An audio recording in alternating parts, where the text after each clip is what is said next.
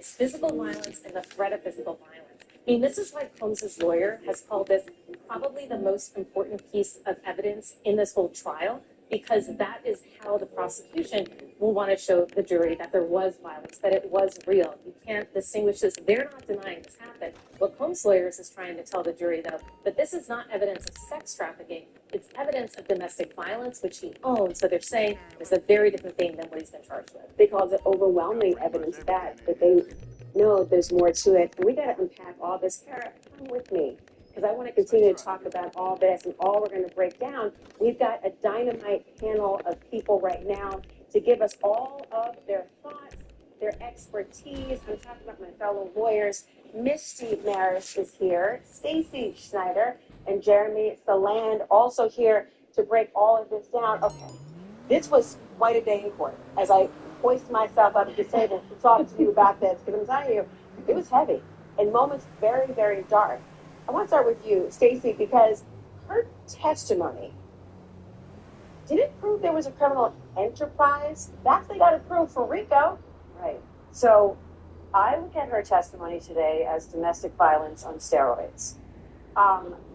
The prosecution is trying to show that there was coercion and that he used his business enterprise to engage in coercing women to fulfill his sexual desires. I think it's a little bit of a stretch. I understand there are all kinds of criminal activities being alleged here. But the racketeering and the sex trafficking charges, I'm not sure that Cassie made that out today. It's only day two, though, right? I mean, if you're the next one, it's day two. Yeah, so the jury, this is, by the way, an 8 to 10 week trial. Yeah. They have a lot to show, because they called her almost first.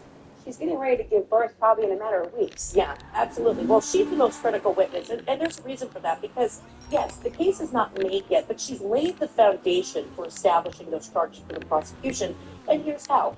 With respect to sex trafficking, we heard about the power dynamic, that he was always in control. We heard about stomping, kicking, hitting, all of these physical acts to get her to comply, psychological abuse, blackmail. That's where we get our force, fraud, and coercion.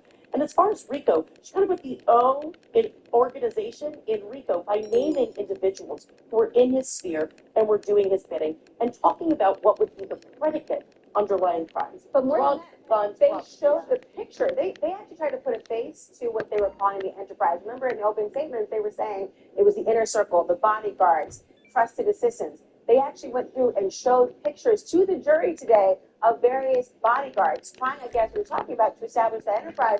But then there was this moment, Jeremy, where she actually said on the stand, eventually it became a job for me. She's talking about planning these freak-offs.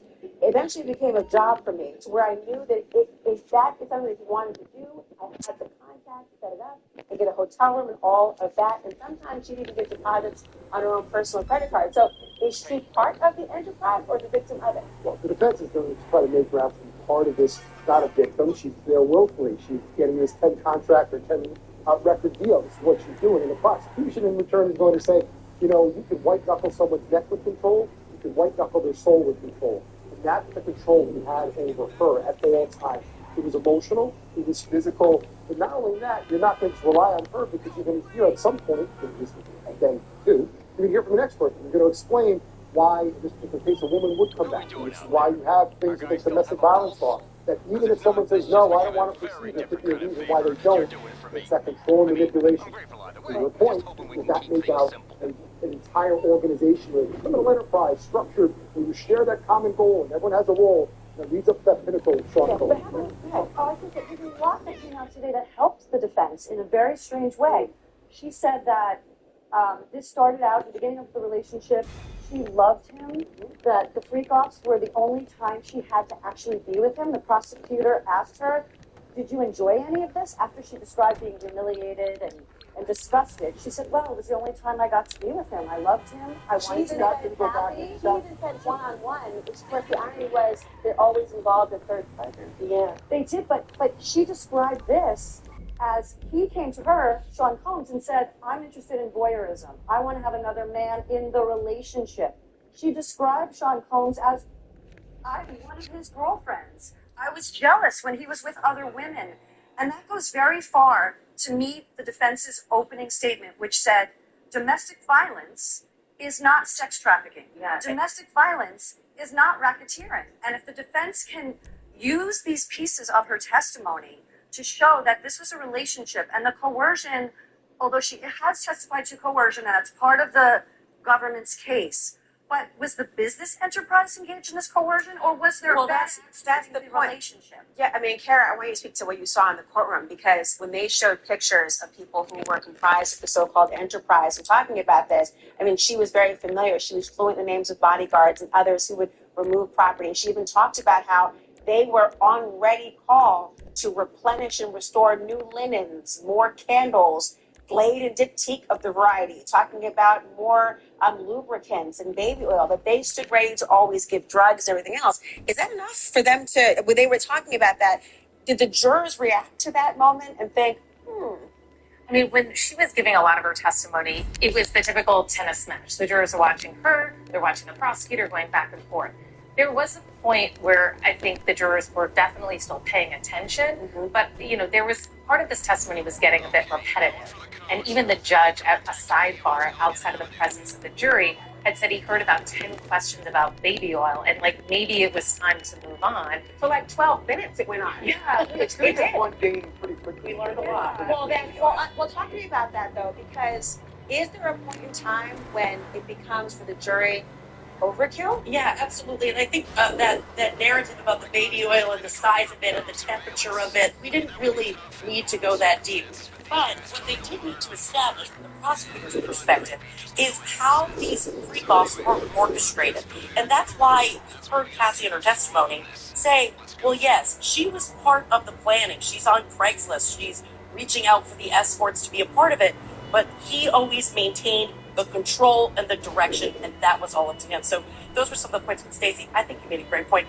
The defense has a lot of area to really attack here, and I think some of that vulnerability comes from her testimony where she says, well, I wanted to be with him. If I wasn't there, I thought somebody else might be there. So those are avenues for the defense to get in there on Is that enough to fatally undermine the prosecution's case? I mean, we've been prosecutors, right? And so I do not chop liver.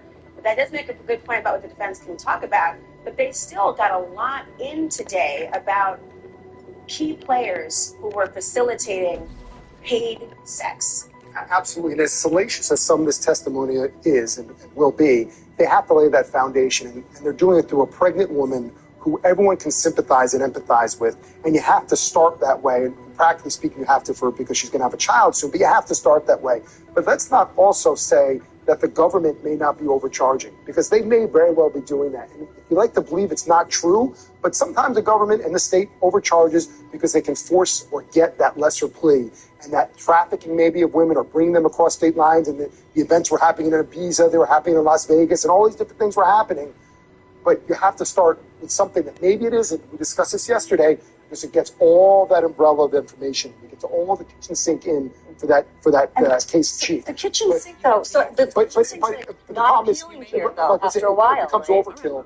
You start to lose the jury, and they say, well, maybe this is not what you're saying it is. It's something, but not this. Right. Well, you know what, though? Sorry, I didn't mean to cut you up, but one point that you made in the intro at the beginning is, we're 2 days into testimony, and this jury has seen that assault video 5 times already.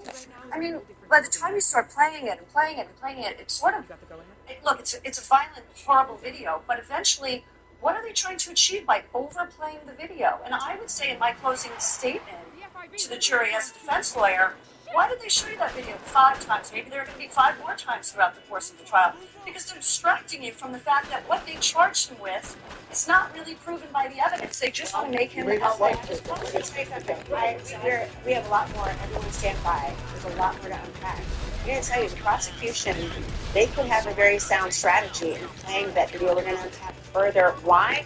I don't know that the audience of the jurors is yet in the oversaturation. This is all new to them. The big question, of course, is the prosecution going to land a conviction?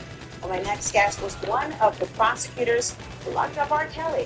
What does she think will happen based on her expertise and experience, plus sudden drama around Kenzie's husband? The testimony he's not allowed to hear, as we learned that Diddy's team was thinking about calling him to testify. And later, our eyes in court, the sketch artist who noticed everything. Something very, very different about Diddy today, as Cassie was testifying.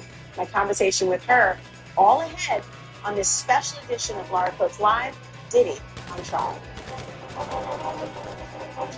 Are you ready for more? Ready. Tapas. Tapas are the answer. Yes. That is really good. From Spain, Sunday at 9 on CNN.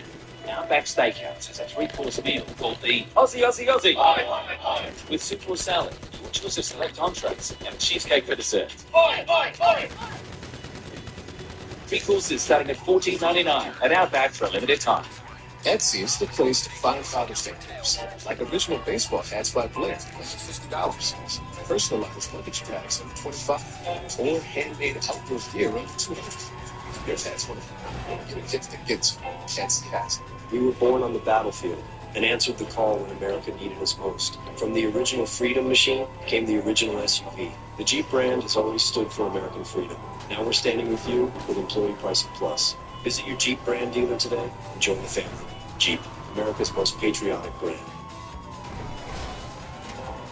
Right now, more qualified lessees can lease the 2025 Jeep Wrangler Willys 4xe for $299. Don't miss this great offer. Hurry in today. Offer ends June 2nd.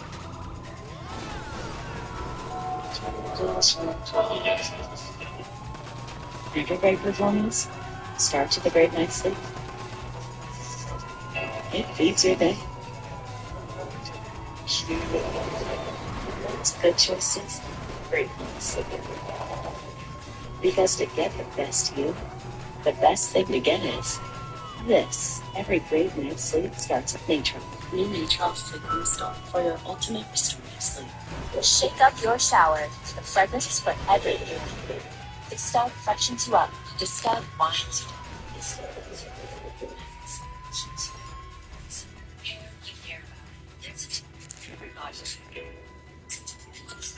You know, we're not so different from plants, are we, Ryan? Plants need food like people need food. Like this really good organic plant food from Miracle Grow. These peppers look angry, Ryan. Eat them. Don't just stand there. About 1 in 5 people with fatty liver disease have NASH, and this is cirrhosis. I thought I had fatty liver.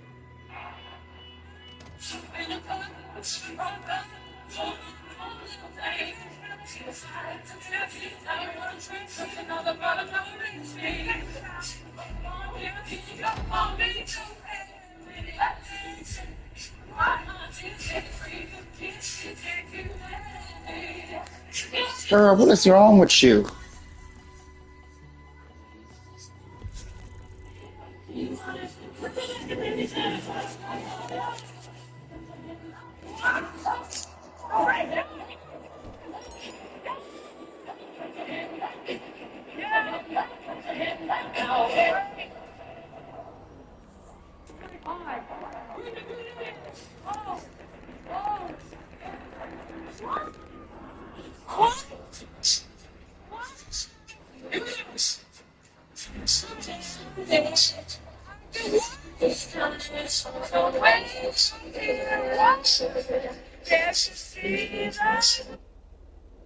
But it's actually NASH, and it's scarring my liver. Resdifra is the first and only treatment for NASH with moderate to advanced liver scarring without cirrhosis. It works directly in the liver to help reduce scarring and reduce NASH. Before taking, tell your doctor about liver or gallbladder problems, or if you are pregnant, breastfeeding, or plan to be. Serious side effects include liver injury, gallstones, gallbladder, pancreas inflammation. Stop taking and call your doctor about tiredness, nausea, vomiting, fever, rash, jaundice, stomach pain. Tell your doctor if taking gemfibrozone, cyclosporin, clopidogrel, or statins. Side effects include diarrhea, itching, dizziness, constipation. I have a way forward. Ask your liver specialist to test for scarring and ask about Resdifra. Here's to generations of fearless, unstoppable. It's hard on the ground. There's safe. I can, and I will, and I am. Here's to the next generation. Find your lead. Get him again. Hey, son, before you get married, we need to have the talk. Not right now, Dad. I need to go for my vows. Is L. Duncan going to talk to me about Setting a budget when you bet. I heard that you won that long shot parlay, but that you haven't won since. Just because you win big once doesn't mean you figured it all out. Still need to have that talk about. Celebrating love. That is what today is all about. At ESPN, we believe the best play is a smart play. Dr. Sanjay Gupta reports Animal Farm, Sunday at 8 on CNN. All eyes on Cassie Ventura as the prosecution's star witness delivers harrowing accounts of arguments with Diddy that would often end in physical abuse. Quote, he would mash me in my head, knock me over, drag me, kick me, stomp me in the head if I was down. Has the prosecution met their burden of proof yet? Well, my next guest has firsthand experience at painting a searing picture of a world-famous musician who used his clout to commit unspeakable sex crimes and was convicted. Maria Cruz Melendez was one of the prosecutors who brought disgraced R&B singer R. Kelly to justice in his 2021 sex trafficking and racketeering case right here in New York. You know what? I have the honor for joining me now. I am desperate to figure out if you see any parallels between the prosecution of R. Kelly, the racketeering offense, and what you're hearing now. This is no cakewalk to prove a RICO charge. What do you see? Yeah, so I think from a high level, you definitely see parallels. We obviously have a high-profile defendant who, over the course of many years, was seen to use his power, his clout, and the resources around him to engage in alleged criminal behavior, right? There are differences, though. In the R. Kelly trial, many of our victims were minors when they met R. Kelly. And so there's this certain level of control that you have over an individual when they're young and impressionable. Cassie Ventura, of course, in the Combs case, was also pretty young when she met Combs. Chronologically not a minor, but yet impressionable was almost how she described herself. She said she was sexually inexperienced, naive. Is that something that the jurors ought to take into consideration to evaluate that power dynamic? I think they should take it into consideration, but at the end of the day, the government has charged the case in a very particular way. Mm-hmm. And so when it comes to the sex trafficking, when it comes to the prostitution, Mann Act charges, they're charged within a particular period. Mann Act meaning taking somebody across state lines for non-consensual sex. Or criminal sex, mm-hmm. Right. And so at the end of the day, I think that the jury is going to be tasked with the idea of understanding whether or not someone in Cassie Ventura's position, someone who's not a minor, someone who is successful in their career, someone who lives on their own for much of the time and has access to financial security to some degree, whether or not that person can be coercively controlled to the point where it meets the government's program. You know, there was a moment that sort of surprised people today, and it was actually, the seed was planted yesterday by defense counsel who said, Your Honor, we'd like to have all witnesses in place in the witness stand chair before the jurors come in. Didn't know what they were talking about. Today we're learning from a scoop from our own Wagmeister that in fact they were hoping that a very visibly pregnant Cassie would have to be in the stands before the jury came in. That wasn't what happened. But also that they wanted to have the husband of Cassie not be allowed in the courtroom. They might call him. Is that strategic to try to remove someone's support system in that way? I don't know that it's necessarily strategic. I could see using it as a strategy, but it's not unusual. If the defense is legitimately thinking about calling for a husband, then it's not unusual in cases, and usually it's mandated, that a witness should not sit in until they have in fact testified. I think what the court weighed here was the defense is only asking about a particular issue, and so her husband would not be allowed to be there during that particular issue. What about the defense claim, this is not criminal, it's kinky? I think it's the only defense we can really go with now, particularly because we have the video evidence, right? So ultimately, they can't argue that the violence didn't happen in any respect at all. And so what they have to do is they have to divorce the violence from the idea of the racketeering activity that has been alleged. Maria, we to date, it's only day 2, and she started on the stand today. We have heard from Cassie, who has not definitively said that she either withheld consent or said no to participating in these freak-offs. Is the idea that she was subordinate and felt submissive to him enough for the government to prove their case? It can be. I mean, the government has a huge burden. They have a number of things that they have to prove. But in terms of the element of whether or not there was force to engage in either the forced labor issues and also the sex trafficking issues, if the jury is compelled and convinced that he overcame her will, I think it could be enough at the end of the day. But I think it's going to rely heavily on explanation by the expert. We anticipate that the government is going to call an expert witness who can talk about coercive control and what individuals who are alleged to have committed crimes like Sean Combs, the types of ways in which they can assert coercive control over it. Really quickly, the government has been criticized for overcharging. You also were criticized for using RICO. What do you say? I think at the end of the day, we charged RICO because we thought it was appropriate in that situation. They often said it was just because there was one defendant. But in my career, even putting aside R. Kelly, I've tried and I've convicted individuals who were tried by themselves on a RICO indictment. An expert indeed, Maria Cruz Melendez. Thank you so much for joining. Still ahead, everyone.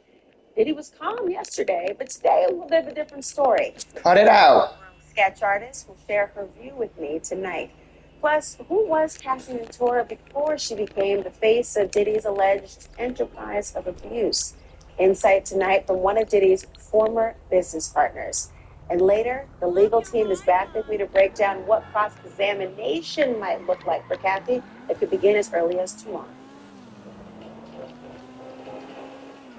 Oh, what is this? The Basque people are so innovative when it comes to culture and, of course, food. Oh my God, it's so fresh. Wow. This is cuisine at a different level. Eva Longoria, Searching for Spain, Sunday at 9 on CNN.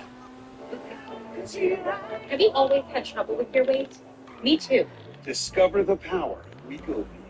With Wegovy, I lost 35 pounds. And some lost over 46 pounds. And I'm keeping the weight off. Reducing my risk. Wegovy is the only weight management medicine proven to reduce risk of major cardiovascular events such as death, heart attack, or stroke in adults with known heart disease and obesity. Don't use Wegovy with semaglutide or GLP-1 medicines or in children under 12. Don't take if you or your family had MTC, MEN2, or if allergic to it. Tell your provider if you plan to have surgery or a procedure, are breastfeeding, pregnant, or plan to be.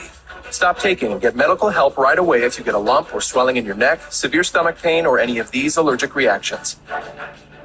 Serious side effects may include pancreas inflammation and gallbladder or severe stomach problems. Call your prescriber if you have any of these symptoms. Wegovy may cause low blood sugar in people with diabetes, especially if you take medicines to treat diabetes. Call your prescriber about vision changes, if you feel your heart racing while at rest, or if you have mental changes. Depression or thoughts of suicide may occur. Common side effects include nausea, vomiting, diarrhea, constipation, stomach pain, flu or upset, headache, feeling tired, dizzy or bloated, gas, and heartburn. Some side effects lead to dehydration, which may cause kidney problems. With Wegovy, I'm losing weight. I'm keeping it off. And I'm lowering my CV risk. Ask your prescriber about Wegovy. This is Buick. Now. Buick. Exceptional by design. Get 0.9% APR on these Buick models. Plus, current eligible non-GM owners get up to $3,000 allowance on Encore GX. At Avis, we rent cars, unlike anyone else rents cars. Because for 75 years, we've only had one plan. To make sure you keep yours. Shake up your shower with a fragrance for every feeling. This Dove freshens you up. This Dove winds you down. This Dove leaves you glowing. And this Dove keeps you going. So whatever care you care about, there's a Dove for everybody.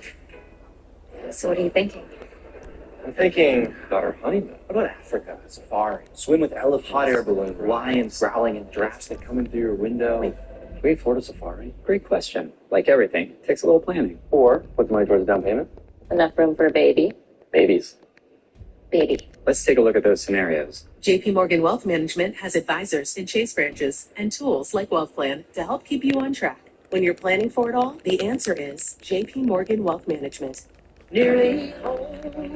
Just need more space. I feel like I'm suffocating. Oh no. Is this the episode with the breakup? How do we find the one? Okay, let's simmer down there. Y'all need Realtor.com, the app the pros trust most. With over 500,000 new listings every month, you could find the one today. This could be it. Better put a key ring on it. You could say that again. You better put a key ring on it. Make it real with Realtor.com. Where does confidence come from? It's not from within. It must be pursued. Confidence is not a mindset, it's an achievement. In the GMC Sierra HD AT4X, get 5.9% APR on GMC Sierra heavy-duty models. That's over $4,000 in average finance savings. See your local GMC dealer.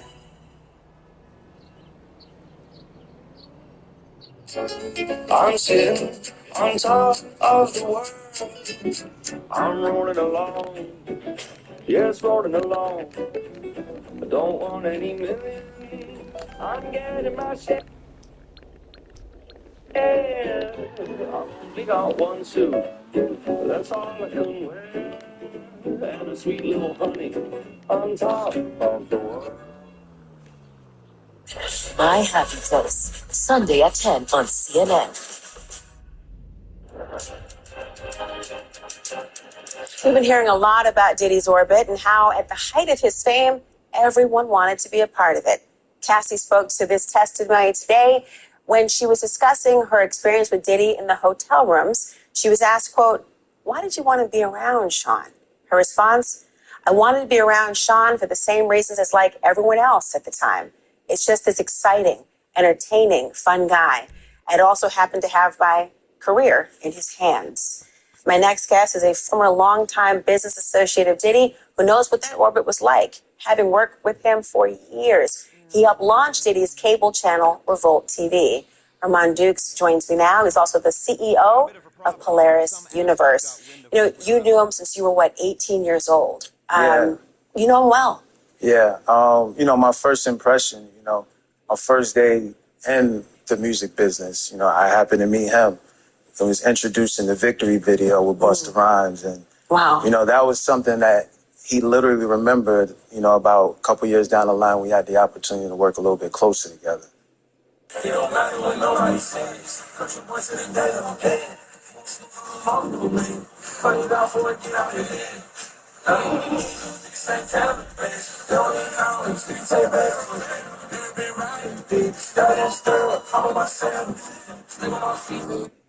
And, he's definitely supported, my personal career, and I've seen him support other people's supporting career. One person whose career he was supporting, because she was signed to a 10-album deal, Cassie Ventura. Right. Talking about that dynamic, what was she like in your observation or interaction with him? Cassie, she's a really nice young lady, really cool. She's one of those people who's really easy to get along with, really nice looking young lady. But she's also she could be one of the guys as well. She's a real good vibe, and she happens to be talented. She's really, really talented. She started with Ryan Leslie. They had a huge hit, on Me and You, which was at the beginning of MySpace. MySpace was like the birthplace of social media. That kind of got Puff's attention. Those two collaborated on her debut album, for the Vinyl Records, and from there Puff kind of took the reins. And one thing about Puff, on the music side, he's the biggest guy to notify a hit. He has something like hit, and that's just something that they just continue to work on, over the course of the years. They talked about taking the reins, changing management at one point in time, and also that he really was in control of her career. Had to do kind of a busy list every day, busy work.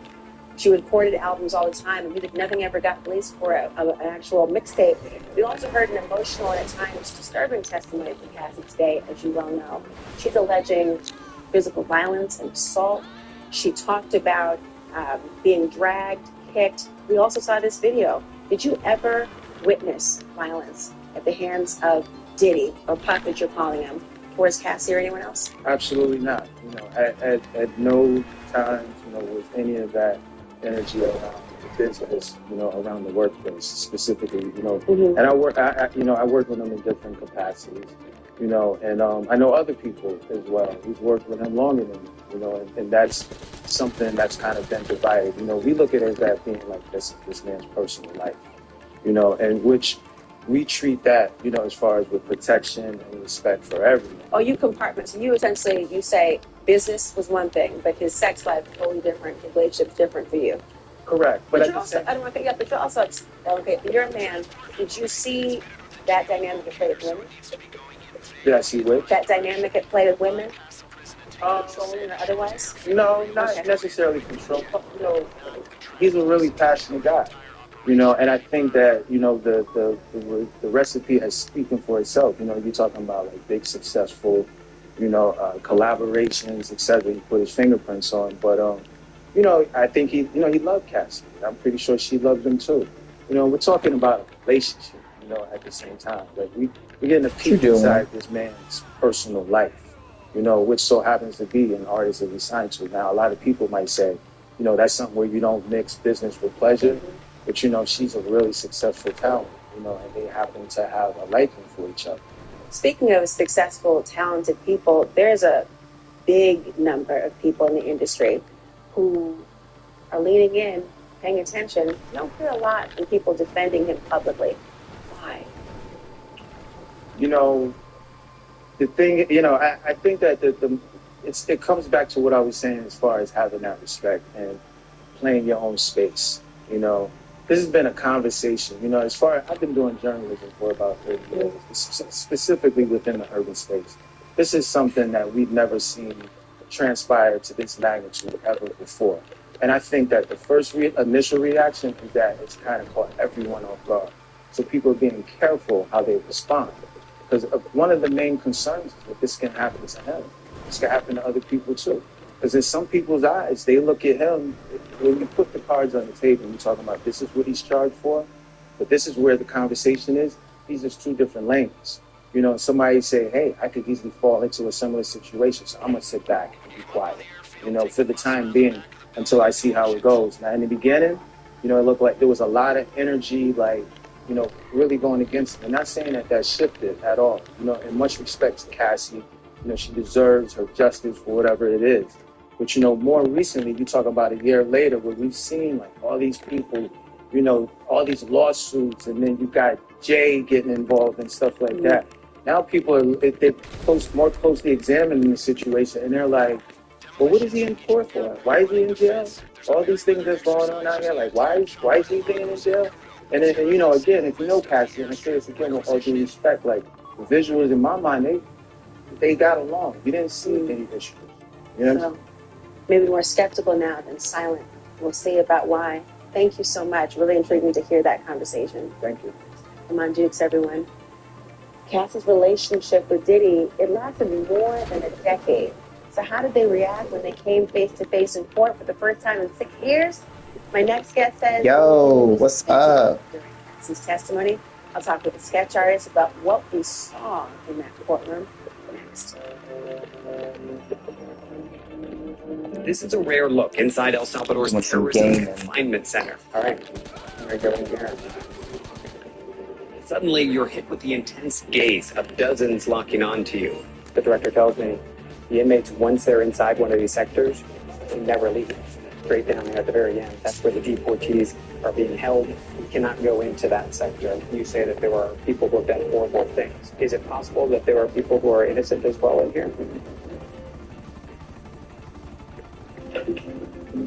Everyone's getting that new Simply Safe outdoor monitor. How do we compete with AI-powered outdoor cameras and live agent monitoring? Stop. This is Simply Safe. Whoa! You didn't even see those guys. There's no safe like Simply Safe. Shake up your shower with a fragrance for every feeling. This stuff freshens you up. This stuff winds you down. This stuff leaves you glowing. And this stuff keeps you going. So whatever care you care about, there's a Dove for everybody. At Avis, we rent cars, unlike anyone else rents cars. Because for 75 years, we've only had one plan. To make sure you keep yours. This is Buick now. Buick, exceptional by design. Get 0.9% APR on these Buick models. Plus, current eligible non-GM owners get up to $3,000 allowance on Encore GX. I had type 2 diabetes, but I manage it well. It's a little pill with a big story to tell. I take once daily Jardians, and each day star. As time went on, it was easy to see. I was hoping the universe would send me something interesting today, and I found it. Yeah, that's what's up. Serious side effects including Happy I could be blood or urine, which can be fatal. that mermaid, Jardians, and call your doctor right away if you have nausea, vomiting, that unicorn, tiredness, trouble breathing, or increased ketones. Jardians may cause dehydration that can suddenly that siren. and make you feel dizzy, lightheaded, or weak on standing. Genital yeast infections in men and women, urinary tract infections, low blood sugar, or a rare life-threatening bacterial infection between and around the anus and genitals can occur. Call your doctor right away if you have fever or feel weak or tired, and pain, tenderness, swelling, or redness in the genital area. Don't use if allergic to Jardians. Stop use if you have a serious allergic reaction. Call your doctor if you have rash, swelling, difficulty breathing, or swallowing. You may have increased risk for lower limb loss. Call your doctor right away if you have new pain or tenderness, sores, ulcers, or infection in your legs or feet. Jardians is really swell, the little pill with a big story to tell. I'm into comedy. I'm also into baby. What I'm not into is heartburn. That's why I take Voquezna. Here in Keenan's stomach, Voquezna can kick some acid and relieve heartburn related to non-erosive GERD. Voquezna is the first and only FDA-approved treatment of its kind. And it heals erosive esophagitis known as erosive GERD. 93% of adults with erosive GERD were healed by 2 months. Of those healed, 79% stayed healed. Plus, Voquezna can provide heartburn-free days and nights. Other serious stomach conditions may exist. Don't take if allergic to Voquezna or while on rilpivirine. Serious allergic reactions include trouble breathing, rash, itching, and swelling of face, lips, tongue, or throat. Serious side effects may include kidney problems, intestinal infection, fractures, life-threatening skin reactions, low B12 or magnesium levels, and stomach growths. Tell your doctor about your medical conditions, medications, and if you have diarrhea, persistent stomach pain or fever, decreased or bloody urine, seizures, dizziness, irregular heartbeat, jitteriness, chills, shortness of breath, muscle aches or weakness, spasms of hands, feet, or voice. Voquezna can help kick some acid, and so can you. Ask your doctor about Voquezna. America's Youth Mental Health Challenge requires bipartisan solutions. And that's why we're partnering with a coalition to empower our future. There are many complex factors that should all be considered. Economic hardships, social isolation, overuse of devices, fear of violence, and bullying all play a role. A complicated challenge needs a comprehensive solution. May is Mental Health Awareness Month. Let's convene a conversation about empowering parents to keep their kids safe. I'm Kylie Atwood at the State Department, and this is CNN.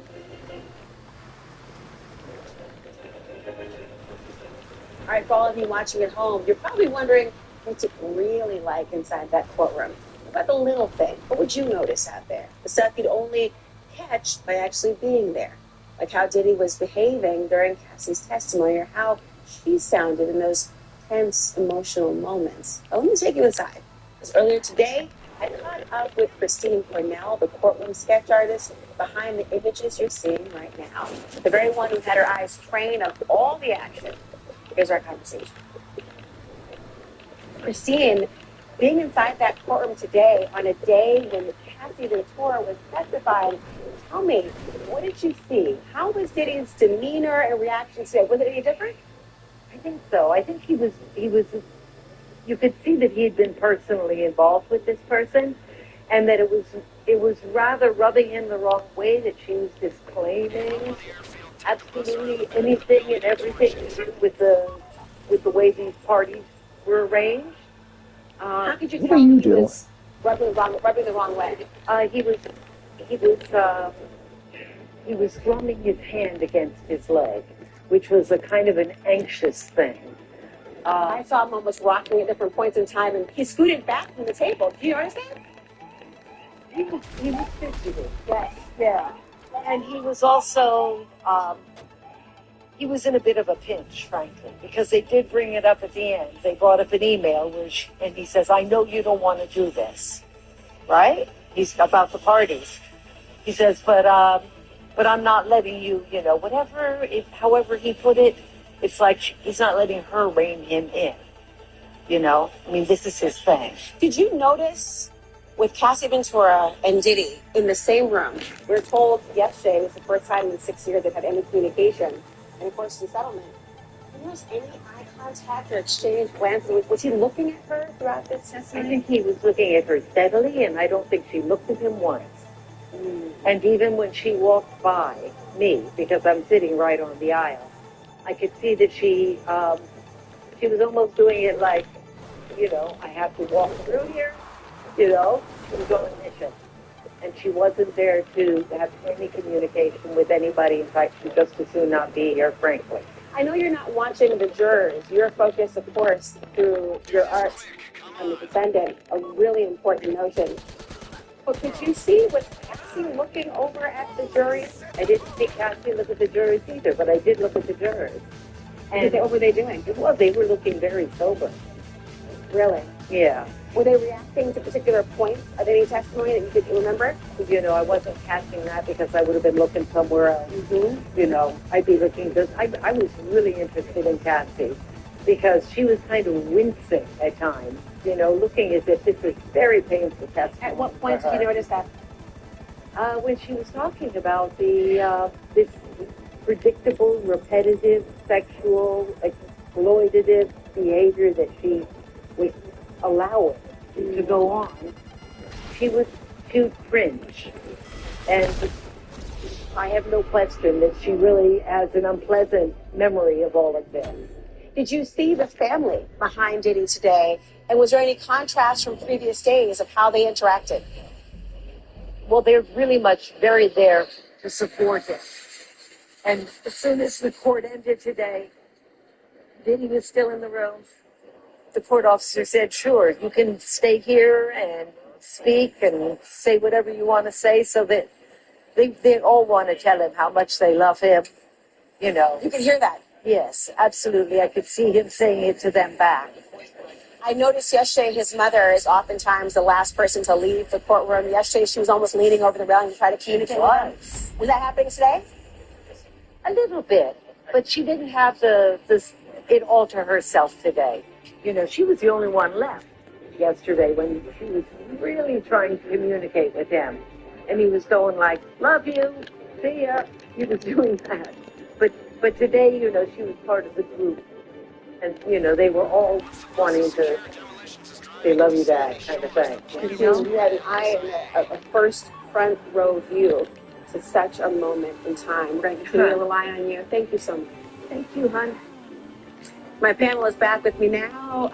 Okay, I want to know from each of you, what is the moment, if cross-examination is going to start, what is the moment that you're going to go after or try to capture to really win your defense? I want to bring the jury back in time. I want to use the electronic footprint, text messages. Remember, in the opening statement, the defense said, we have text messages that tell a very different story.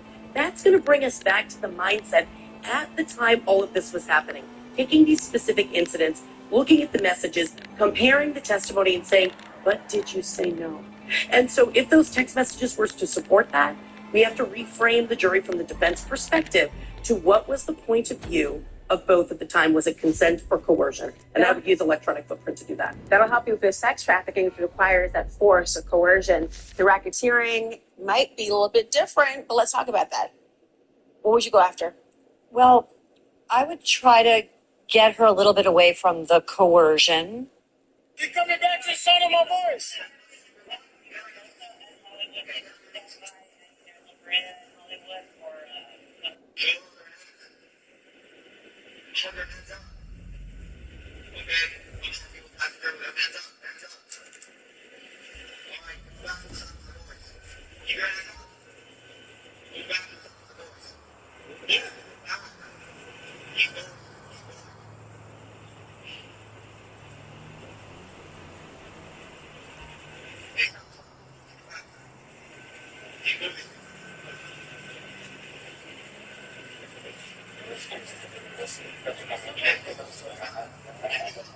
sorry on camera.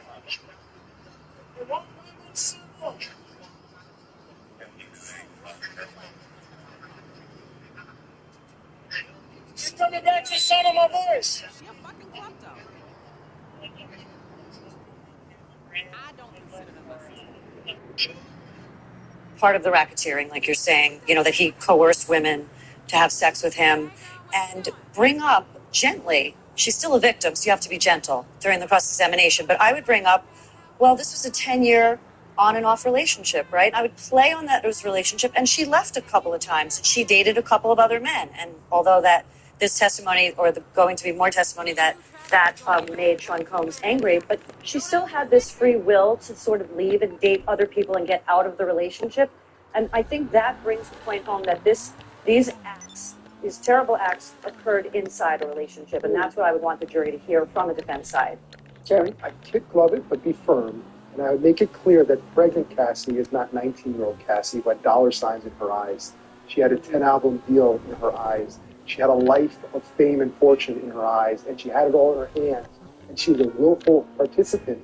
She was engaging in these freak-offs. She helped arrange for them at times. No one forced a drug down her throat. She reached out and said, "What do I take?" There are own words that she used that can be used against her. And you have to be gentle about it, and it wouldn't be necessarily me as the guy being domineering in front of her as the bad guy. I'd have a woman cross-examine her and make it clear, Cassie today, who you empathize with, is not the Cassie of the past many years. That would be effective, yeah. And just saying, look, you can look back at a relationship in retrospect and think, man, this was awful and terrible. We can all agree it was a horrible relationship. What's right? But at the time, was there consent with respect to the sexual conduct? And that's really where the defense is going to go, and they're going to use some of what came out on direct in order to further that narrative. Interesting too, they're going to have to address the racketeering, the idea of the enterprise, and they do have testimony that's been corroborated by another witness that there were people who traveled across state lines for the purpose of commercial sex or prostitution. They got to reconcile all those things, in addition to Cassie and another victim. But then there's the moment about Cassie's husband. The defense is saying, what? We might call him, don't want him in the courtroom. The judge said, I'm going to limit when he can't be here to the area of time or point in time that he might be questioned about. Otherwise, as a victim of crimes, she has rights to be there. Yeah. Would you try to get him out?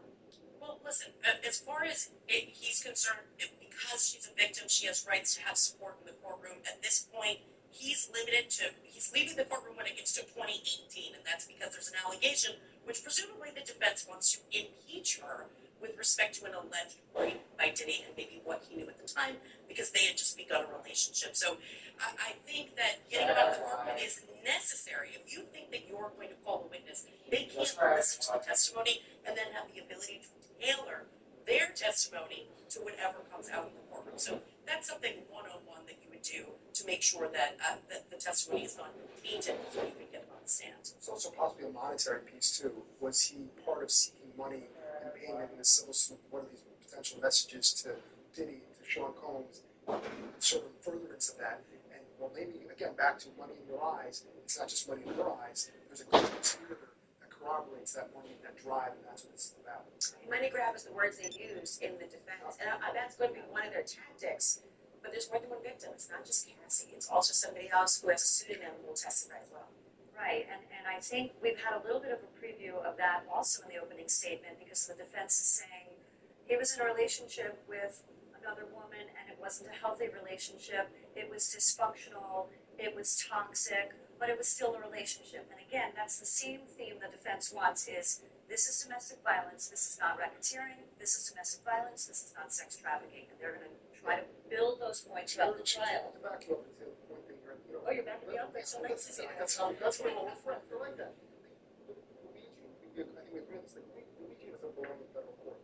Yes, definitely. Luigi Manganiello is accused of having murdered a United Health team. Right. That's appropriate in the state court of New York. Right. And you know what? And I think we agree. This also very well belong in the state court, whatever that may be. Yes. Well, we'll see. Mangione will be in court in about 3 weeks' time. But now, Cassie will be back on the stand tomorrow for an 8 to 10 week trial of Sean Diddy Combs. Thanks, everyone.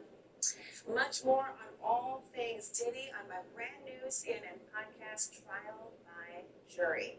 It's available wherever you get your podcast. Give it a listen. You won't be disappointed. Thanks for watching, everyone. Here's a good replace Snake Scene. What's next?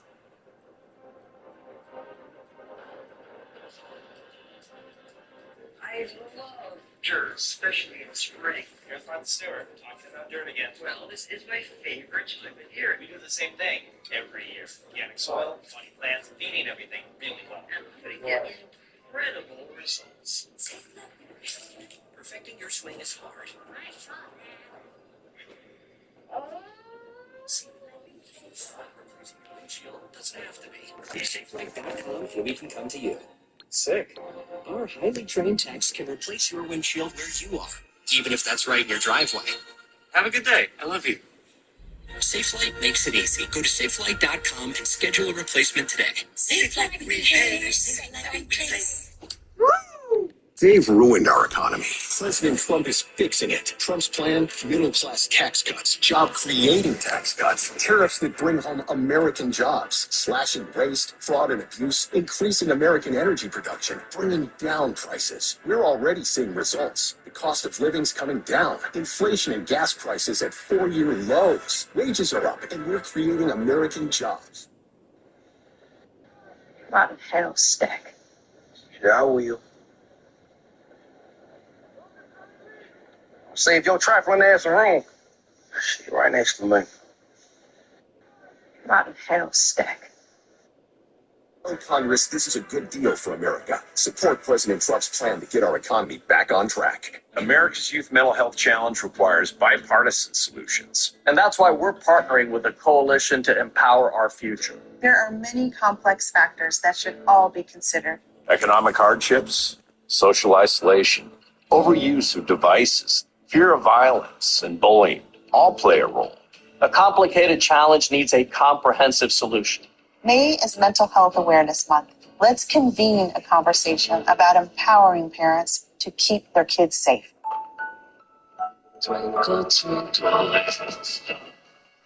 Every great performance starts with a great night's sleep. It feeds your day. Makes good choices great ones. Because to get the best you, the best thing to get is this. Every great night's sleep starts with Natrol. New Natrol Sleep and Restore for your ultimate restorative sleep. This is what joint pain looks like when you keep moving with Aleve. Just one Aleve, 12 hours of uninterrupted joint pain relief. Aleve, strength to last 12 hours. This is Buick, now. Buick, exceptional by design. Get 0.9% APR on these Buick models. Plus, current eligible non-GM owners get up to $3,000 allowance on Encore GX. When my doctor gave me Breasttreat for my COPD, things changed for me. Breasttreat gave me better breathing, symptom improvement, and reduced flare-ups. Breasttreat won't replace a rescue inhaler for sudden breathing problems. It is not for asthma. Tell your doctor if you have a heart condition or high blood pressure before taking it. Don't take Breasttreat more than prescribed. Breasttreat may increase your risk of thrush, pneumonia, and osteoporosis. Call your doctor if worsened breathing, chest pain, mouth or tongue swelling, problems urinating, vision changes, or eye pain occur. Ask your doctor about Breasttreat. From Rose Bowl festivities to Major League ballparks, ESPN Experiences takes you behind the scenes and inside the action. Next stop, the Travelers Championship. Your all-access pass starts here.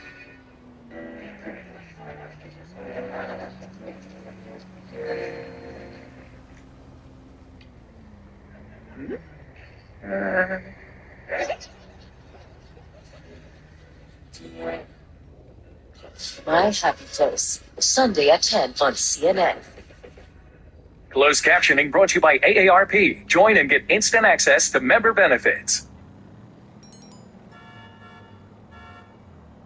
Is this good for President Trump? Is it good for his agenda? Is it good for draining the swamp and getting things done? The answer is no, it isn't. It isn't. If you want President Trump to succeed, this kind of easy stuff needs to stop. Laura Loomer, another fierce Trump loyalist, says she cannot support the president on this, but his staunchest critic might just come from out of the past, namely from Donald Trump. Writing about President Obama in 2012, his tweet reads, "How many illegal foreign donations will Obama collect this final week?" Another scandal ignored by the liberal media. CNN Chief White House correspondent Caitlin Collins starts us off tonight from Riyadh, Saudi Arabia. Did the White House, do you think, fully grasp?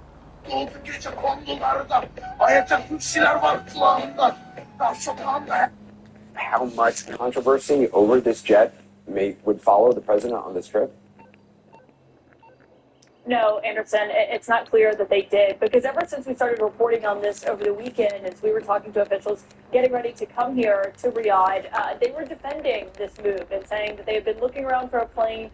The president had been frustrated by delays by Boeing, and then obviously once the reporting was public that he did plan to accept this plane after touring it earlier this year, that's really when the scrutiny started to come in. But I should note, it's about 3 a.m. here in Riyadh. The president just posted on Truth Social defending taking this plane from the Qataris, saying that only a fool would not take a free plane from them, suggesting that in the end we'll actually end up saving American taxpayers money by not paying for the plane. Of course, we do know our reporting has shown that this, even though it will go from the Ministry of Defense here, or the Ministry of Defense in Qatar to the Pentagon, it's still going to have to be modified to be usable by a president. There's a lot of security modifications that have to go to that, including state-of-the-art communication systems, air-to-air missiles to protect the president and those who are traveling with him. I mean, there's the list goes on and on, Anderson, of just how much has to go into that. But what we have been hearing from officials behind the scenes is just really simply defending this. None of them that I've been speaking to have backed off this notion of taking this plane or questioned whether or not they should. They seem very intent that this is still the plan that they are going to do. And I think being on the ground here today, and I was at that Saudi investment forum earlier today for about 10 hours where the president was, where he came in with the Saudi crown prince. They were looking at all the investment that the crown prince is making here in Saudi Arabia and what that's going to look like, down to models that he had displayed around the room showing what this was going to look like. Part of it's called Vision 2030 that the Saudi crown prince is trying to implement here to the tune of a lot of money. You can see why this is what appeals to President Trump. I mean, these are Gulf leaders who know how to speak his language. There's a lot of opulence here. They are flying around in their own massive planes. I mean, we were just looking around in the conference room as it was described earlier today. It does not look like your average conference room. There's these massive chandeliers. It is all an incredibly opulent affair, and you can hear in the president's voice and the way he talks about the Saudi crown prince and their relationship just how much he appreciates him and what he thinks of him. And it's just such a stark contrast to when we were here 4 or 5 years ago, Anderson, and President Biden's aides were worried whether or not he should even shake the crown prince's hand after that U.S. intelligence found that he ordered the death of the journalist Jamal Khashoggi. And so it really just speaks to how the president views this overall. And I think the plane is just part of the lens to that, really, Anderson. Yeah, Caitlin, thanks very much. A reminder, you can join Caitlin at the top of the hour for The Source. With me now from Capitol Hill is Democratic Congressman Seth Moulton of Massachusetts. He sits on the House Armed Services Committee. Congressman, you see the plane the president has accepted from Qatar, the business deals his family has made overseas, the crypto ventures, all against this backdrop of the Mideast trip. Is this the purest version of him that we are seeing lately? It is. I mean, this is just President Trump who thinks he's above the law, doesn't mind violating the law, even the U.S. Constitution. And frankly, I'm sure we're going to see a lot more corruption as this administration takes its course. The president has pitched this as a free airplane. He doesn't talk about the hundreds of millions that will cost taxpayers to retrofit it if he chooses to do that. They're really, I mean, is there really any such thing as a free gift when it comes to presidents and royal families and jumbo jets? No, I mean, there's no free gift. It's hard to imagine that the Qataris aren't asking for something in return. And as you pointed out earlier, it's going to take a couple years to tear this plane apart because the Qataris would be crazy not to try to plug every nook and cranny of this thing. So the entire thing will have to be taken apart, reconstructed. That's going to cost a... Has cleared this, it's all right. Never mind that the Attorney General used to work for the Qatari government as a paid lobbyist. There are others who are saying, yeah, it doesn't look great, but we trust the president to make it. If the president's making that decision, then he must have gotten good advice and he must be doing the right thing. So he has to balance off these two different points of view from within his party. He does have a weakness for a big luxury plane as well. Bobby Ghosh, thank you so much for being with us, sir. Great to see you. Anytime, John. The relatively new leader of Hamas in Gaza appears to be the target of an assassination attempt by Israel. Sources tell CNN Israeli intelligence believes Mohammed Sinwar was in an underground command and control bunker at a hospital in southern Gaza. At least 6 Palestinians were killed in the strike. So far, no word on the fate of Sinwar. CNN's Jeremy Diamond has the very latest now reporting in from Tel Aviv. Israel on Tuesday evening tried to kill Hamas's leader in Gaza. I'm told that Mohammed Sinwar was indeed the target of an Israeli airstrike on the European hospital in the southern Gaza city of Khan Yunis. That's according to a senior Israeli official and two sources familiar with the matter. The Israeli military has yet to officially confirm that Sinwar was indeed the target of the strike, and they have also yet to confirm whether or not he was actually killed. According to the Palestinian Ministry of Health, at least 6 people were killed, though, in this strike, and more than 40 others injured. Many more are still believed to be buried under the rubble, with one doctor at the European hospital describing a catastrophic situation there. The strike hit the hospital's courtyard, according to that hospital official. Now, the Israeli military is accusing Hamas of having a command and control center beneath that hospital, where sources say Mohammed Sinwar was believed to be hiding. Mohammed Sinwar was elevated to the position of de facto leader of Hamas in Gaza following the Israeli military's killing of his brother, the late Hamas leader Yahya Sinwar, back in October. But this strike, the timing of it is incredibly notable, coming just one day after Hamas, in what's widely been described as a goodwill gesture, released the last living American hostage in Gaza, the Israeli soldier Idan Alexander. And following Idan Alexander's release, which was intended to kind of jumpstart these hostage deal and ceasefire negotiations, U.S. officials have been sounding much more optimistic about the prospect of a deal. But now Israel has targeted the men who would have to greenlight this deal inside of the Gaza Strip, raising a series of questions about the feasibility of reaching a deal in the coming days, and questions about Israel's commitment to this negotiating process, even as they sent a delegation earlier on Tuesday to Qatar to pursue these negotiations. And time is very much ticking down. The Israeli Prime Minister on Tuesday making very clear that he intends to move forward with plans for the Israeli military to vastly expand its military operations in Gaza as soon as next week. Jeremy Diamond, CNN, Tel Aviv. Another dire warning that Gaza is inching closer to famine. The UN-backed report has found 20% of Gaza's population facing starvation by September. All this makes so much worse since Israel ended a ceasefire with Hamas in March and imposed a blockade on humanitarian supplies. And aid groups have outright rejected an Israeli and US plan for private groups to take over aid distribution across the territory. We have a plan. We have shown we can deliver, with tens of thousands of trucks reaching civilians during the ceasefire. We have life-saving supplies ready now at the borders. We can save hundreds of thousands of survivors. We have rigorous mechanisms to ensure our aid gets to civilians and not to Hamas.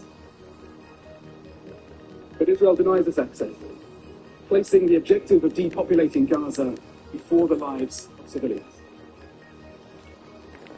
We'll take a short break. When we come back, CNN investigates a Kremlin-funded school in eastern Ukraine. Claimed life under Russian occupation in a city bombed to near oblivion is now just sunny and bright.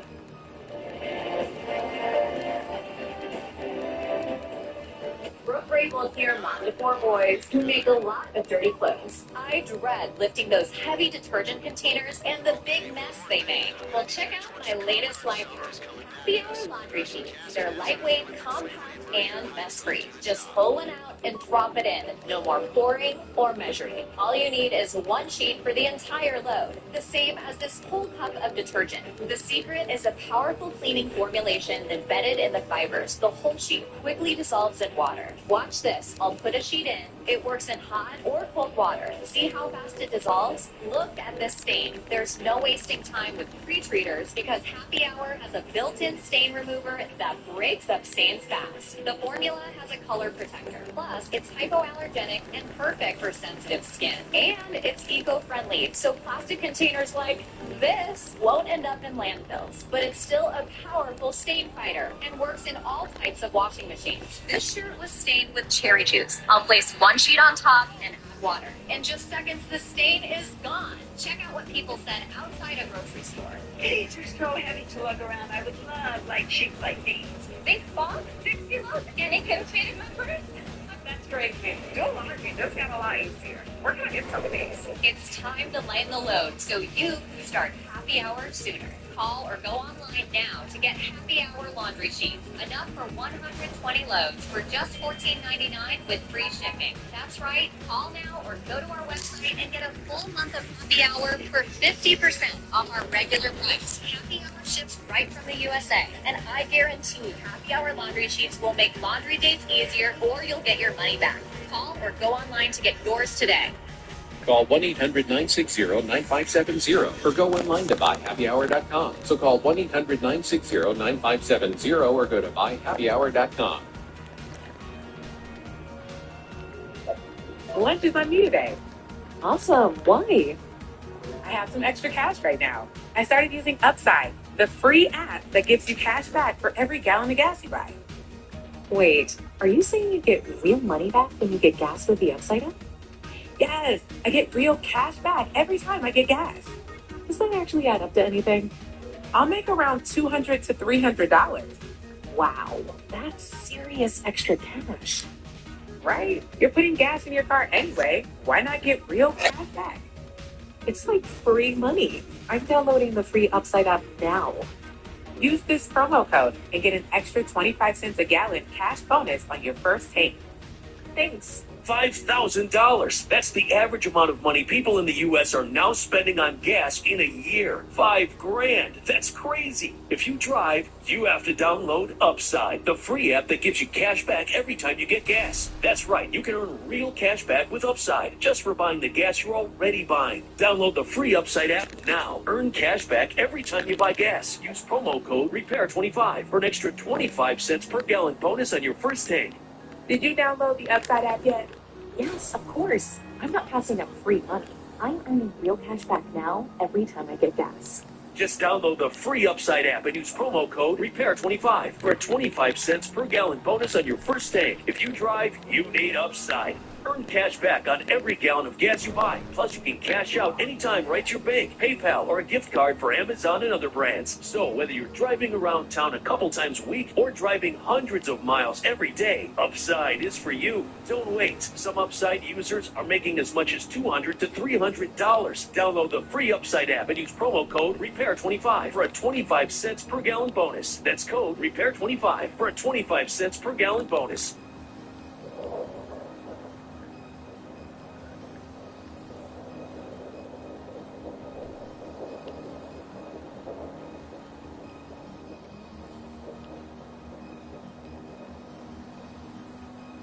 I'm Mike Valerio at the port of Incheon near Seoul, South Korea, and this is CNN. Ukraine's president is taking up Vladimir Putin's offer of direct peace talks and will travel to Istanbul in Turkey on Thursday. And once there, he says he will speak with Russia's president and only him, not his envoys. When asked about the goals of a possible meeting, President Zelensky says anything other than a ceasefire will render the talks a failure. Putin will not come, or if ceasefire will not be supported by Russians, by Putin, exactly by him. So it's been only one thing, that Russia is not ready for any kind of negotiation. Over the weekend, Russia's President Vladimir Putin suggested the first direct talks since the full-scale invasion of Ukraine in 2022. But the Kremlin is refusing to confirm if Putin or anyone will actually attend that meeting in Turkey. Meanwhile, Russia's propaganda machine continues to churn on with social media influencers painting a rosy picture of life under Moscow's rule. New CNN investigation reveals that residents there, even school children, are being trained to become content creators with support from the Kremlin. CNN's Close Ration. This is the Blogger School in Russian-occupied Mariupol, complete with beanbags and selfie mirror. Run by a project called the Donbass Media Center, it offers free tuition and new skills. Michael Karbowski, one of the teachers, only launched his own social channels 2.5 years ago. He tells me the school, founded by a pro-Kremlin news outlet, is not political. And yet the same can't be said for his own posts to his now 36,000 TikTok followers.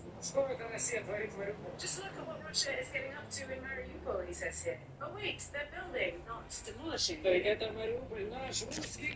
This is Mariupol, our Russian town. My key goal is to show what's happening here, to show the truth, so people stop forming their opinion on Donbass by reading Ukrainian comments, which say that this is Ukraine. It isn't. Yeah. Why we have Russian flags here, Russian passports, Russian laws. У нас российские законы. 3 years after Russia laid siege to Mariupol, destroying, according to the UN, an estimated 90% of residential buildings and killing Ukrainian officials believe around 20,000 civilians, accusing Russia of disposing of bodies to cover up war crimes, which the Kremlin denies. Mariupol is a key strategic priority for Putin. He even visited 2 years ago to highlight the rebuilding efforts. And Moscow is now increasingly looking to social media as a subtle though powerful propaganda tool in these regions. In January, Karbowski was part of a group of Donetsk influencers invited to meet with Denis Pushilin, the Russian-installed head of Donetsk People's Republic. Not everyone understands the scale of the work that's happening, he told them. The implication, they can change that. And it's clear revival videos get clicks. Some couched in lifestyle content, well-stocked grocery stores, stylish new cafes, others directly focused on the reconstruction, the drama theatre, flattened by a Russian attack 3 years ago, as hundreds of civilians took shelter. And look how beautiful, says this blogger who goes by Masha from Mariupol, showing off brand new apartment buildings at sunset. Mariupol's Ukrainian mayor in exile says it's an illusion, one which he believes won't work. This propaganda, these made-up clips that they are doing now in Mariupol will not help. Russia has committed a crime in Mariupol, and the people of Mariupol know it. Satellite images do show massive reconstruction, and not only in the city centre. What they don't show is who gets to live there. Multiple videos like this are now also circulating, a direct appeal to Putin by former residents of a heavily damaged eastern Mariupol neighborhood who say they must take promise. Russians, meanwhile, are being lured to the city with state-sponsored mortgage rates at least 10 times lower than the market average. And perhaps by content creators like this. 21-year-old Yelizaveta Chervyakova, born in Mariupol, unboxing her gifts from the Donbass Media Center's blogger school. She was one of a select few who completed the course, awarded with a trip to Moscow to meet top Russian influencers. I met guys I had never known before, and it's clear, especially with the Donetsk fellas, that they are showcasing their city, the photos and videos, and watching those I thought, I want to do that too. Her own city, she accepts, is now Russian. Making her part of a generation of Ukrainians, Moscow is hoping will help convince others to accept that too. Sebastian, CNN, London. In a moment, back on the stand, the long-time former girlfriend of music mogul and party thrower, John Vinnie Combs, set to resume exclusive testimony for another day. Details in a moment. Hey, good work, people. Great job. Nice, we're still in business. Very well done. All of you. Very, very non-incriminating. Yes, that's the word I'm looking for. One of the world's fastest You know, it's ironic given we, and this is Mongolia's horse maybe now's not archery the best champion, time to discuss 20-year-old Temujin God, what Tolton. is wrong with me? You know, I'm usually such a high achiever, you know, for a criminal.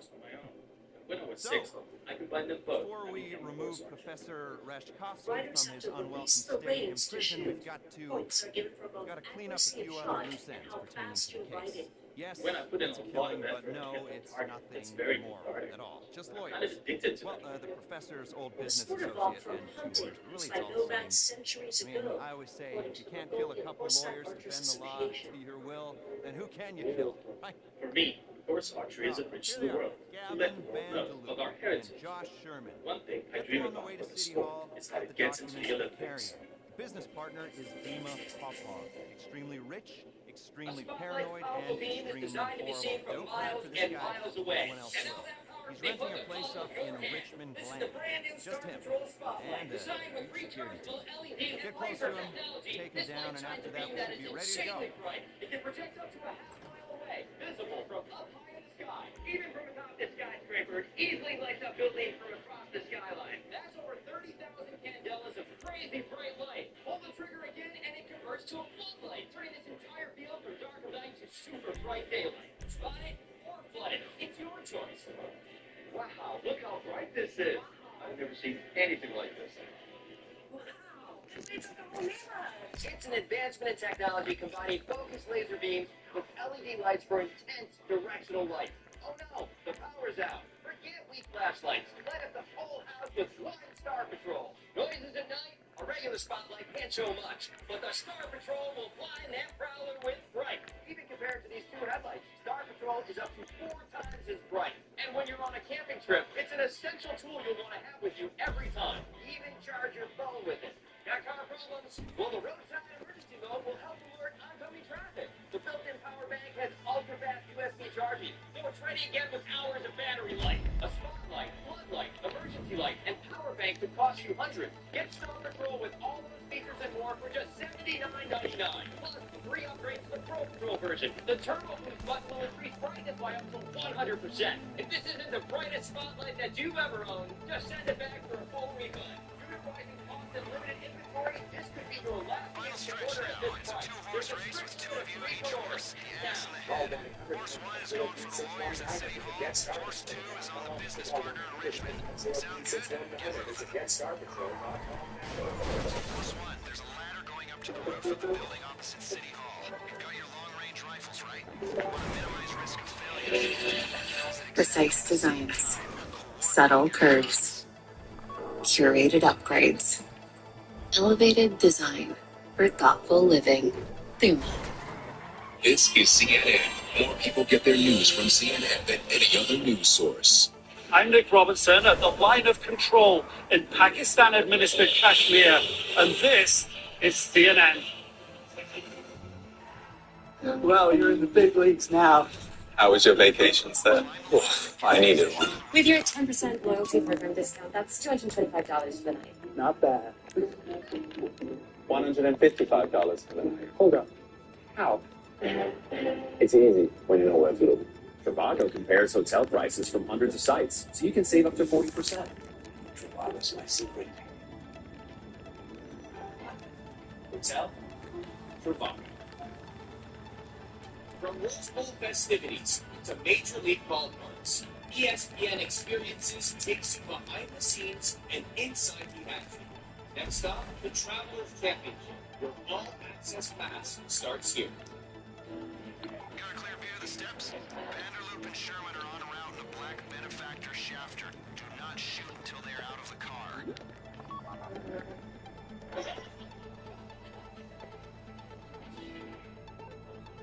I'm Nick Wall in Los Angeles. This Take the shot at the exact same time. 2 shots, 2 kills. Welcome back to watching CNN Newsroom. Johnson. US President Donald Trump will soon begin the second day of his military tour. He'll attend a gathering of the Gulf Cooperation Council in Riyadh, where he's expected to meet informally with the new president of Syria. President Trump will then travel to his next stop, Doha, Qatar.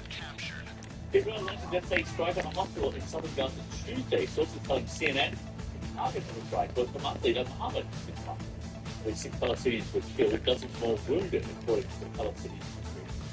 Oh. And Vladimir Zelensky says he will only hold peace talks in Turkey if the Russian president actually turns up. The Iranian president insists he will not speak with any other Russian representative. Kremlin refusing to say Vladimir Putin will attend special peace talks, despite actually proposing talks just days ago. Reality TV star Vidya told Paris court she thought she would be killed. She was robbed at gunpoint in 2016. The billionaire faced her alleged attackers Tuesday for the first time since the heist. Kardashian says she was tied up in her hotel room and had nearly $10 million in cash and jewelry stolen from her during Paris Fashion Week. 10 people face charges including armed robbery and kidnapping. During her testimony, Kardashian said she worried her sister and a friend who were sleeping next door would be the ones to find her body. The verdict is expected later this month. The former girlfriend of Sean Diddy Combs is expected back in a New York courtroom for another day of testimony in his racketeering and sex trafficking trial. Casey Ventura is a star witness for the prosecution and on Monday accused the music mogul of physical and emotional abuse, as well as using violence, drugs, and other forms of intimidation to coerce her into participating in group sex parties he called freak-offs. More now from CNN's Elizabeth Wildmeister, and a warning, some of the details in her report are graphic. From stardom alongside Sean Diddy Combs to star witness in the case against him, 38-year-old singer Cassie Ventura took the stand, saying Combs forced her to participate in drug-fueled sex marathons called freak-offs, where she'd have sex with male escorts with Combs directing her. The events involved drug use that led to dehydration, Ventura said, taking a big chunk of her life to recover from. The jury was shown surveillance video of Combs kicking and dragging Ventura as she tried to flee one alleged freak-off in 2016, with Ventura saying Combs became a different person during those events. His eyes would go black. The version of him that I was in love with was no longer there. She testified, adding that the abuse was chronic. He would smash me in my head, knock me over, drag me. The prosecution insisting this was more than domestic abuse. This is his pattern of behavior, not only as it relates to her, prosecutors will say, but as it relates to how he treated people in general. This is part of the sex trafficking. This is how he ran his enterprise. An enterprise that ran on control over what I was doing every minute of the day, Ventura testified, and allegedly with the help of others inside of Combs' professional world. She described Combs as an incessant caller, and if she didn't pick up the phone, Combs' assistant or security personnel would locate her for him. The criminal indictment alleges Combs' staffers booked hotel rooms for the freak-offs, some in cities around the world, stocking the rooms with supplies, including drugs and baby oil. That alleged involvement, part of why Combs was charged with the federal crime of racketeering conspiracy. He's pleaded not guilty to 5 charges that also include sex trafficking by force, fraud, and coercion, and transportation to engage in prostitution, since some sex workers cross state lines. Ventura met Combs when she was 19 and admits she was enamored by him, saying her career was in his hands. But eventually, she tried to escape the abuse after feeling disgusted and humiliated. During testimony, Ventura dabbed her nose and eyes, but broke down in tears when asked by the prosecutor if she enjoyed anything about the freak-offs. The time spent with him, she said of Combs, who she admits she loved early on. As sad as it was, I thought it was the only time I could get. Cassie Ventura's husband was there in the courtroom to support her throughout her testimony, and Sean Combs had the support of his entire family. The first day his family was there, but I have to tell you, during some graphic testimony on day 1, his daughters walked out of the room. Today, during the incredibly detailed, disturbing graphic testimony of Cassie Ventura, they stayed. And tomorrow, Cassie will be back on the stand. Back to you. With that, we'll take a short break. When we come back, they were banned from baseball for decades. Now, Shoeless Joe and Charlie Hustle are reinstated, making them eligible for the Hall of Fame. But why now? Brooke Grable here, mom to 4 boys who make a lot of dirty clothes. I dread lifting those heavy detergent containers and the big mess they make. Well, check out my latest life hack. Happy Hour laundry sheets. They're lightweight, compact, and mess-free. Just pull one out and drop it in. No more pouring or measuring. All you need is one sheet for the entire load, the same as this whole cup of detergent. The secret is a powerful cleaning formulation embedded in the fibers. The whole sheet quickly dissolves in water. Watch this. I'll put a sheet in. It works in hot or cold waters.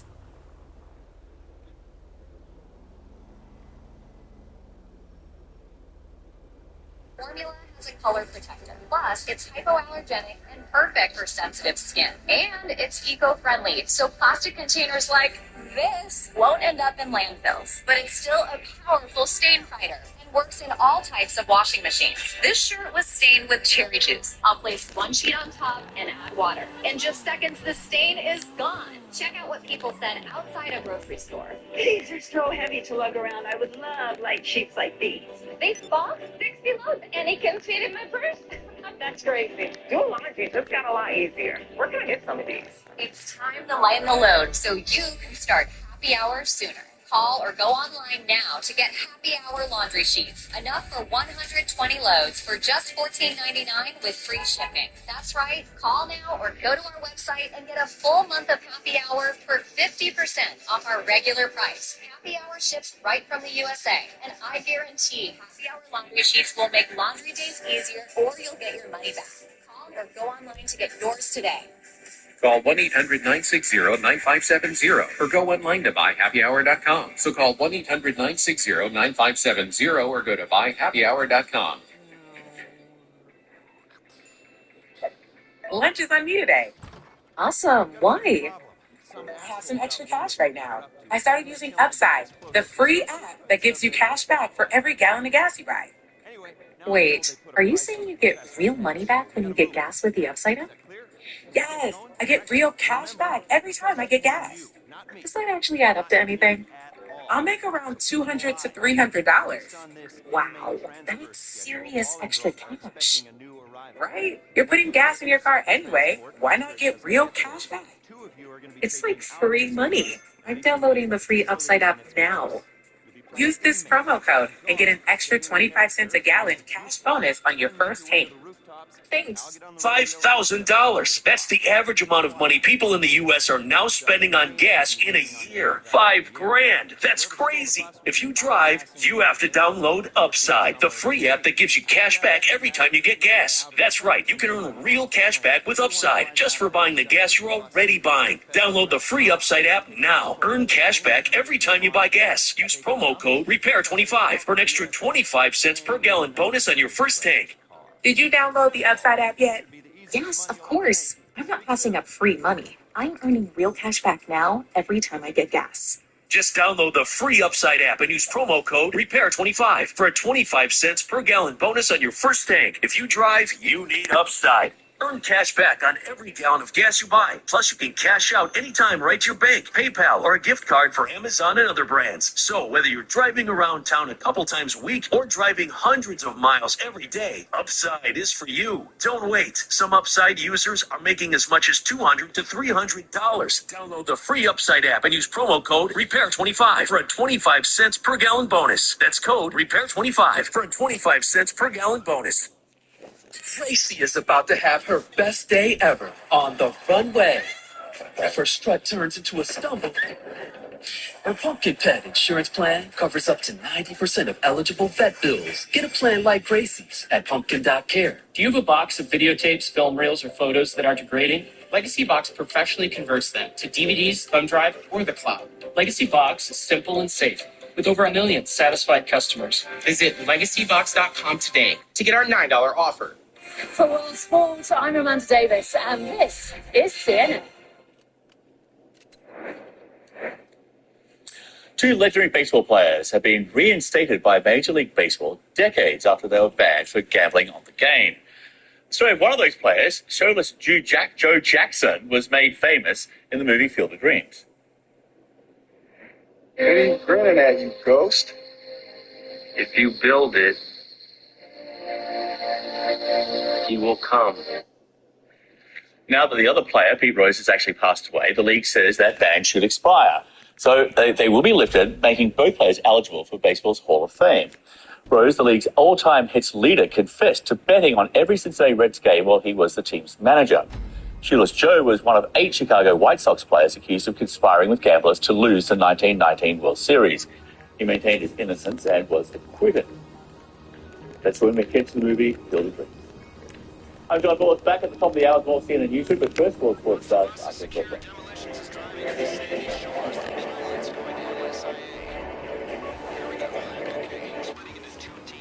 Are you still cleaning your floors with a broom and dustpan? Or down on your hands and knees with paper towels? Or dragging out your big heavy vacuum? Forget about it! Join Mary Beth back with another incredible invention. It's the Zippy Sweeper, the rechargeable cordless sweeper that's lightweight and compact, with an advanced triangular design that gets into corners and features 360-degree omnidirectional cleaning. It cleans any mess on carpets, hard floors, even long baseboards, in any direction. Watch this. It cleans dirt and dust. All for hand. And his trail of messy little crumbs. It cleans up wet vegetables. How about this confetti on the carpet? How about this broken glass? The secret? Advanced tri-brush technology. There's a separate brush on each side of the unique triangular head. No matter which way you move the triangular cleaning head, the 3 high-speed spinning brushes will sweep every speck from your floor right into the built-in quick-release dirt tray.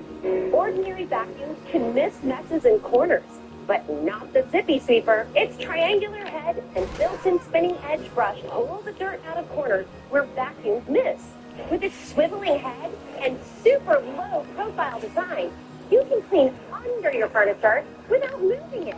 The Zippy cordless sweeper is 5 times lighter than an average vacuum cleaner, so it's great for cleaning the stairs. Zip into the future with Zippy Sweeper. Call or go online and get the incredible Zippy Sweeper for just 2 payments of $79.99. But wait, if you call or go online right now, we'll make a payment for you. That's right, just pay $79.99. And that's not all. Call now and you can get a second Zippy Sweeper for 50% off and free shipping. But you have to call now. Call 1-800-220-7024. A spotlight's powerful beam is designed to be seen from miles and miles away. And now that power can be put in the palm of your hand. This is the brand new Star Patrol Spotlight. Designed with rechargeable LED and laser technology, this light shines a beam that is insanely bright. It can project up to a half-mile away, visible from up high in the sky. Even from atop this skyscraper, it easily lights up buildings from across the skyline. That's over 30,000 candelas of crazy bright light. Pull the trigger again and it converts to a floodlight, turning this entire field from dark of night to super bright daylight. Spot it or flood it. It's your choice. Wow, look how bright this is. Wow. I've never seen anything like this. Wow, it lights up the whole neighborhood. It's an advancement in technology combining focused laser beams with LED lights for intense directional light. Oh no, the power's out. Forget weak flashlights. Light up the whole house with one Star Patrol. Noises at night? A regular spotlight can't show much, but the Star Patrol will blind that prowler with bright. Even compared to these 2 headlights, Star Patrol is up to 4 times as bright. And when you're on a camping trip, it's an essential tool you'll want to have with you every time. Even charge your phone with it. Got car problems? Well, the roadside emergency mode will help alert oncoming traffic. The built-in power bank has ultra-fast USB charging, so it's ready again with hours of battery life. A spotlight, floodlight, emergency light, and power bank could cost you hundreds. Get Star Patrol with all those features and more for just $79.99. Plus, a free upgrade to the Pro Patrol version. The Turbo Boost button will increase brightness by up to 100%. If this isn't the brightest spotlight that you've ever owned, just send it back for a full refund. Due to rising costs and limited inventory, this could be your last chance to order at this price. There's a strict limit of 3 per order. Act now. Call 1-800-950-3619 or visit GetStarPatrol.com. So call 1-800-950-3619 or visit GetStarPatrol.com now.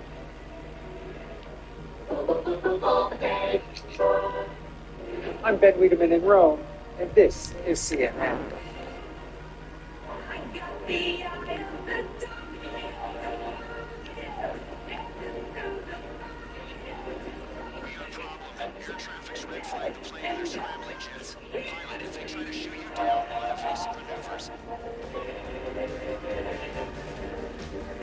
Stay strong out there. We need to hold off those jets until the ground team get Rishkovsky out of the facility.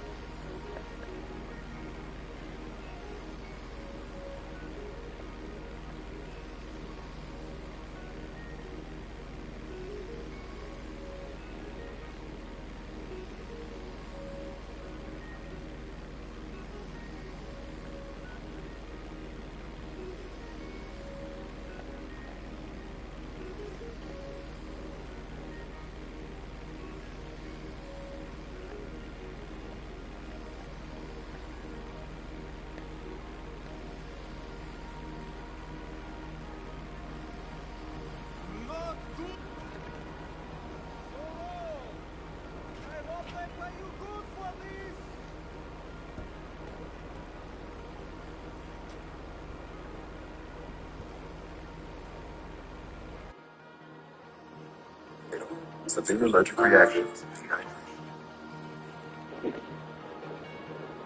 I should say, I've been impressed by your professionalism. I'm not going to go into it, but Rashkovsky's part of something bigger. Way bigger. I need to make a few more inquiries, and we'll be ready to go on a job that requires your particular skill set. Don't retire on me just yet.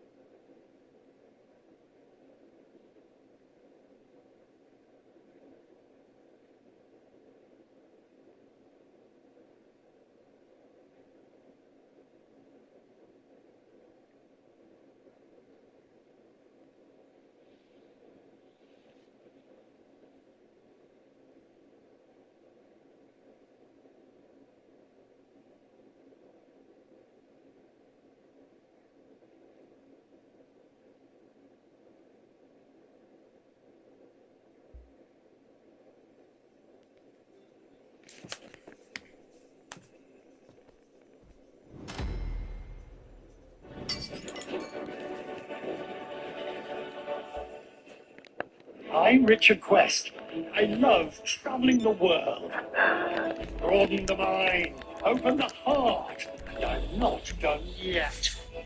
It's time to embrace new adventures. And the fun. Oh, look at that. Seize the moments in this world of wonder. That is beautiful. It's very good. Saturday on CNN.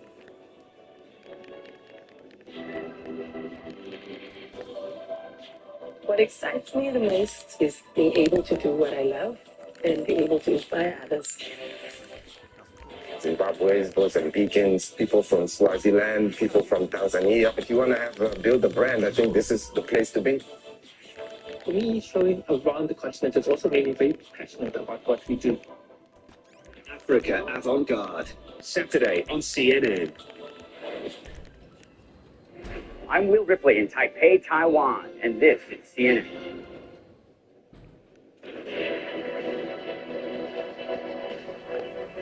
Mega deals and mega friendships in the Middle East ahead on CNN Newsroom. I do. I like them a lot.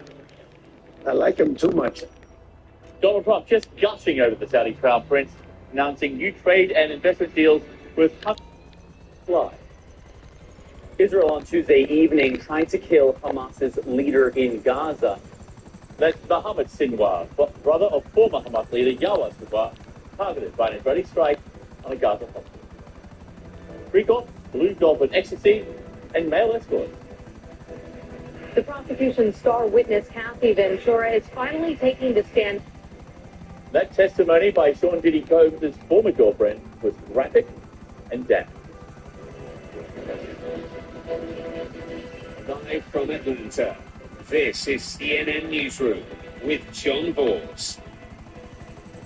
Just gone 8 a.m. in the Saudi capital Riyadh and the start of the second day of Donald Trump's visit to the Middle East.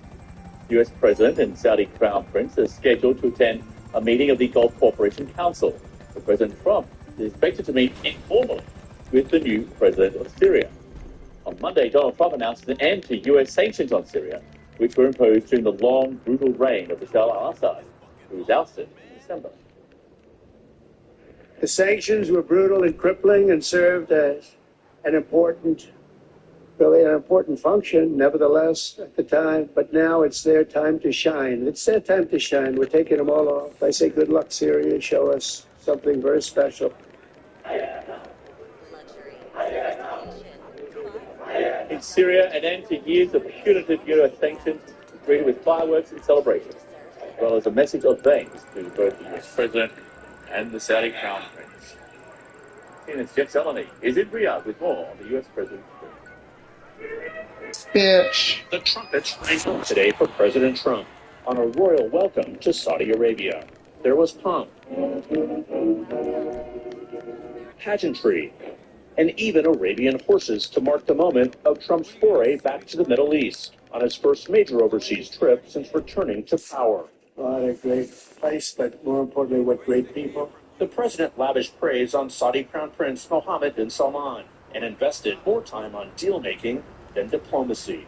Yet he did unveil a major change in U.S. policy, calling for an end to sanctions in Syria. He's set to meet for the first time Wednesday with President Ahmed al-Sharar, who led the December rebellion to oust dictator Bashar al-Assad.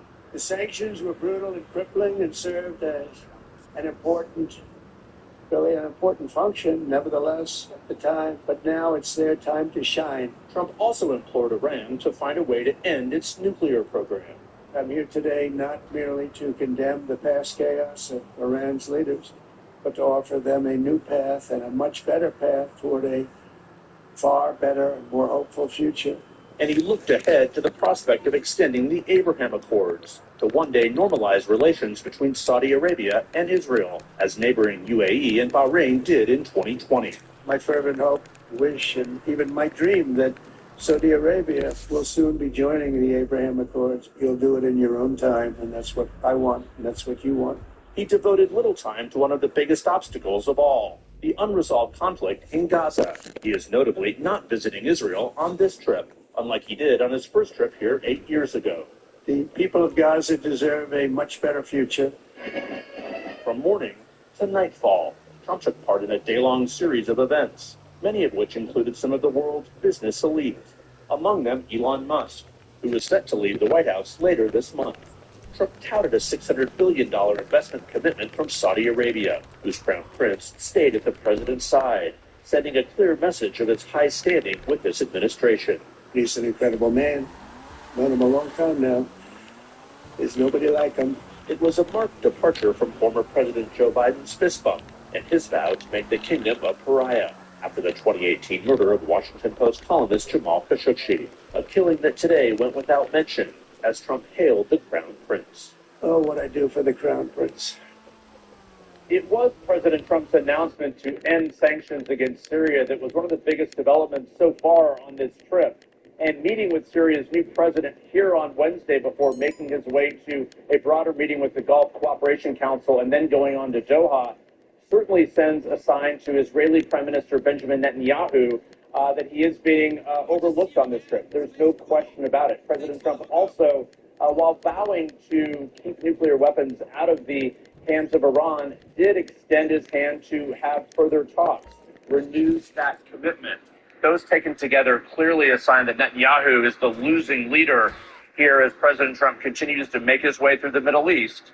His trip continues through Friday. Jeff Zeleny, CNN, Riyadh, Saudi Arabia. The relatively new leader of Hamas in Gaza appears to be the target of an assassination attempt by Israel. Sources telling CNN Israel believed Mohammed Sinwar was in an underground command and control bunker at a hospital in southern Gaza. At least 6 Palestinians were killed in the strike. No word yet on the fate of Sinwar. CNN's Jeremy Diamond has the very latest now reporting in Tel Aviv.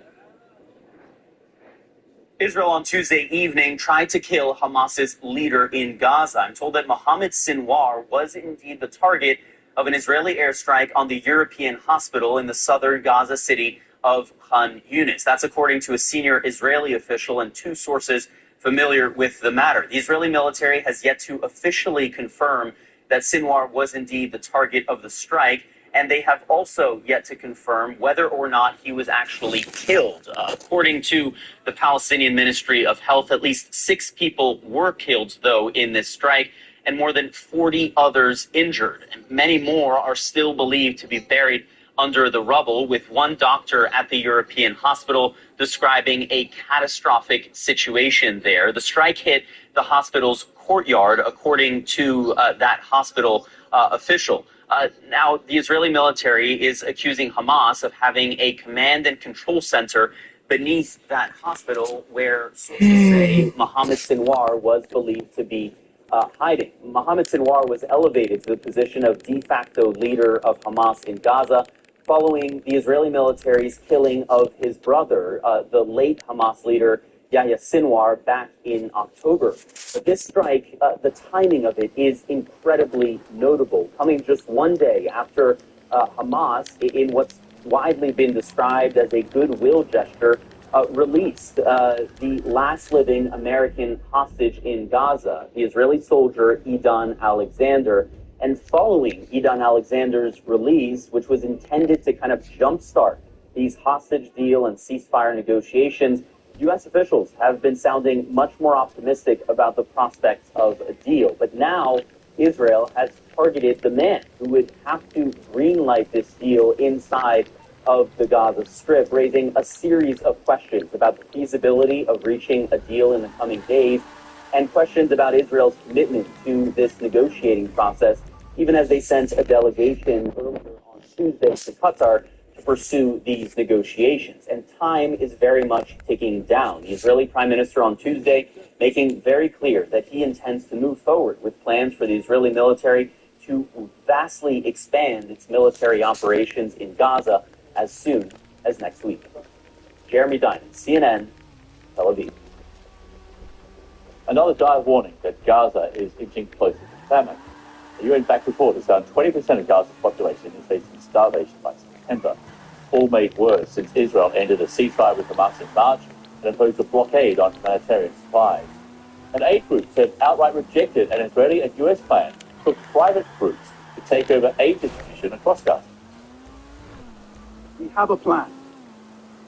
We have shown we can deliver with tens of thousands of trucks, reaching civilians during the ceasefire.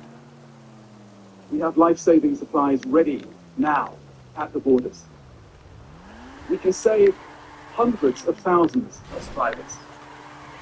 We have rigorous mechanisms to ensure our aid gets to civilians and not to Hamas. But Israel denies us access, placing the objective of depopulating Gaza before the lives of civilians. Live down to Cairo, and Abir Etefe, Senior Middle East spokesperson for the World Food Programme. Thank you for being with us. Thank you for having me, and good morning. Thank you. Good morning to you. Now, even Israel's own assessment of the situation in Gaza is dire. New York Times reporting Israeli military officers who monitor humanitarian conditions in Gaza have warned their commanders in recent days that unless the blockade is lifted quickly, many areas of the enclave will likely run out of enough food to meet minimum daily nutritional needs. So on the one hand, the UN seems to be warning of a risk of famine in the coming months, but are the Israelis talking about a much shorter timeline here when the worst is expected? Well, we're not warning about a famine in coming months. There is a famine already ongoing in Gaza. We've got 244,000 people in catastrophic hunger conditions. That means that they are at the highest level of food insecurity and what we consider like famine conditions. But we're looking also at the projection from the day the report went out on the 12th of May and until September. There is risk that this is going to go like much beyond these numbers. It's been over 70 days since the border crossings into Gaza have been closed and all the food has run out. The World Food Programme has stopped all the bakeries. They've stopped the distributions of all family food rations and even the supplies that we were given to partners from these hot kitchens, hot meal kitchens, have completely run out, and all of these kitchens have now closed their doors since the end of April. There is no food in Gaza. These are the conditions that are fuel, the declaration of a full state.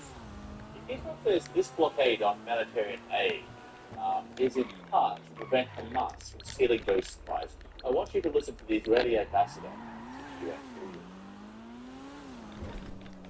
That image sink in. The aid you sent, the aid your taxpayers funded, the aid you believed would help civilians. He's on there. Fuck this. Fuck this. I'm not doing this. Was used to feed terrorists to massacre women and children. Israel right. Good night, will not allow y'all. that to continue. I have had enough. There's almost no doubt that some aid has been taken by Hamas. So the question is how much. Israel wants to give the impression that it seems that almost all the supplies were being hijacked. Given the fact that this famine and this crisis has developed so quickly over the last 70 days, I think you said, that seems to be an indication that those supplies were in fact reaching the people who needed it the most. And the stuff which was being stolen by Hamas was fairly minimal at best. Our supplies. Good night. Have a great hump day. And I will see y'all later. Population of Gaza. Good night. Food program urgent